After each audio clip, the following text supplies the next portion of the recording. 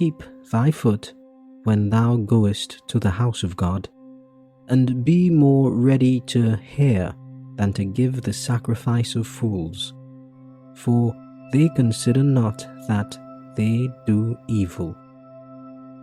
Be not rash with thy mouth, and let not thine heart be hasty to utter anything before God. For God is in heaven, and thou upon earth. Therefore let thy words be few. For a dream cometh through the multitude of business, and a fool's voice is known by multitude of words.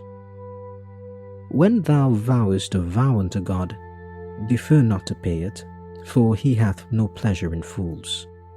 Pay that which thou hast vowed. Better is it that thou shouldest not vow than that thou shouldest vow and not pay. Suffer not thy mouth to cause thy flesh to sin, neither say thou before the angel that it was an error. Wherefore should God be angry at thy voice and destroy the work of thine hands? For in the multitude of dreams and many words there are also divers vanities, but fear thou God. If thou seest the oppression of the poor, and violent perverting of judgment and justice in a province, marvel not at the matter. For he that is higher than the highest regardeth, and there be higher than they. Moreover, the profit of the earth is for all. The king himself is served by the field.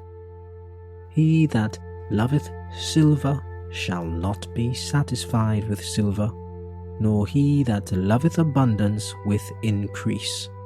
This is also vanity. When goods increase, they are increased that eat them, and what good is there to the owners thereof, saving the beholding of them with their eyes? The sleep of a labouring man is sweet whether he eat little or much, but the abundance of the rich will not suffer him to sleep. There is a sore evil which I have seen under the sun, namely riches kept for the owners thereof to their hurt. But those riches perish by evil travail, and he begetteth a son, and there is nothing in his hand. As he came forth of his mother's womb, naked shall he return to go as he came, and shall take nothing of his labour which he may carry away in his hand. And this also is a sore evil, that in all points as he came, so shall he go.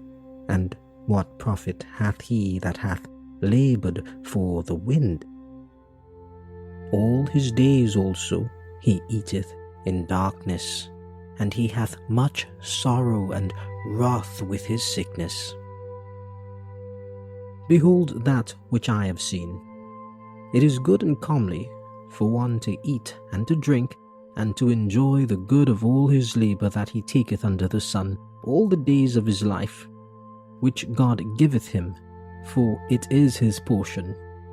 Every man also to whom God hath given riches and wealth, and hath given him power to eat thereof, and to take his portion, and to rejoice in his labour, this is the gift of God.